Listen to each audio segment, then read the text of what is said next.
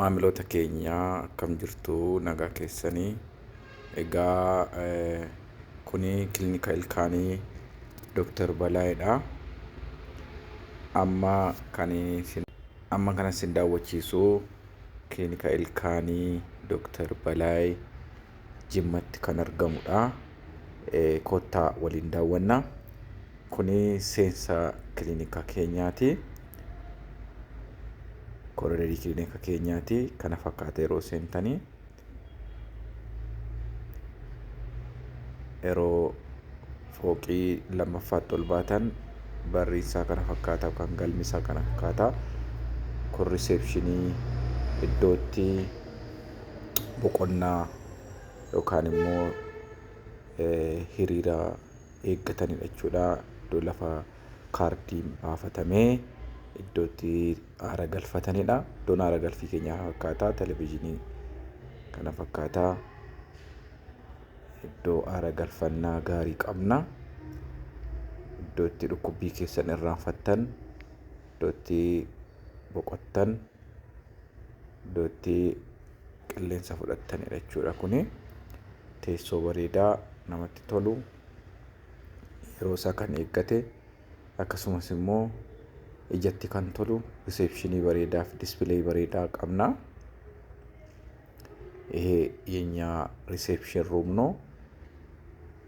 ሪሴፕሽን ሩማችን ይሄን ይመስላል። ዲስፕሌያችን ይሄን ይመስላል። ሎጎአችን ይሄን ይመስላል። ለእይታ ያማረና ገጽታውን የቀየረው አዲስ ባስገነባነው ሪሴፕሽን ሩም ነው። ይሄ ደግሞ የሕክምና ክፍላችን ነው። ዮካንሞ ዶቲ ያለ ገጌሲኑ ደቹዳ ዶቲ ያለ ገጌሲኑ ከነ ፈካታ kun iddootti seenaa fudhannee yookaan istirii የምንወስድበትና ሕክምና የምናካሂድበት ዘመናዊ የጥርስ ሕክምና ማሽናችን ነው ማለት ነው። እዚህም ጋር ከእናንተ ጋር የሚመጣ የሚረዳችሁ ሰው የሚያርፍበት ሌላ መቀመጫ ወይ ደግሞ ሪሴፕሽን በውስጥ ሌላ አለን ማለት ነው። ይሄን ይመስላል። በጣም ሰፊ እና ፕራይቬሲውን የጠበቀ ቦታ ነው ማለት ነው። ይሄ ደግሞ ስተራላይዜሽን ሩም ወይ ደግሞ እቃ የሚቀቀልበት ንጽህናውን የምንጠብቀው ነው ማለት ነው። እዚህ ቦታ ማለት ነው በኪኮን በከቲ ቁልቁሉማን ሜሻሌ ኤገመኒዳ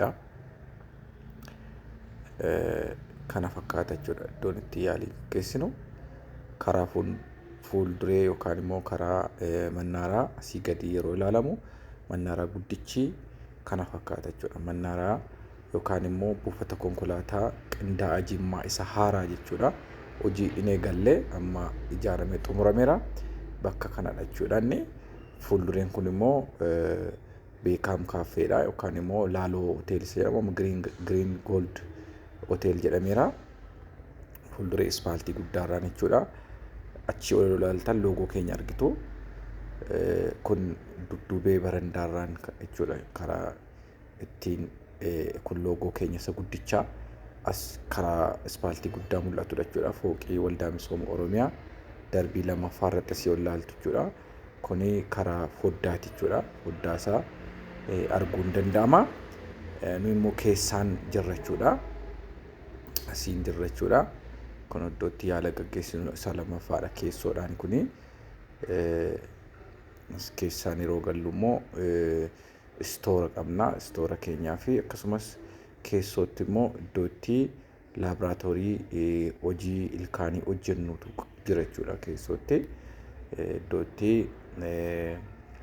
isa kana fakkaata jechuudha. Galatooma እናመሰግናለን።